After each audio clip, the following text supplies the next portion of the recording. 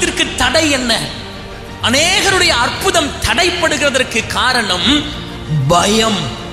கர்த்தருக்கு பயப்படுதல் ஞானத்தின் ஆரம்பம். ஆனால் கர்த்தரை தவிர, உங்கள் தேவனாகிய கர்த்தரை தவிர நீங்கள் வேற எதற்கு பயந்தாலும் அது மதியீனம். பயம் இருக்கக்கூடாது. பயம், கர்த்தருடைய வார்த்தையை சொல்லணும்னா பயம், ஒரு இடத்துல ஜெபிக்கணும்னா பயம், சுவிசேஷம் அறிவிக்கணும்னா பயம், அது எல்லாம் மதியீனம்.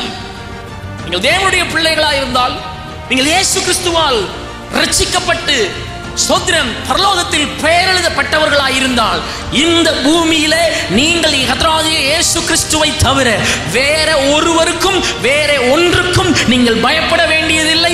ஏனென்றால் நீதிபரராகிய இயேசு உங்களோடு கூட இருக்கிறார். ஹல்லேலூயா.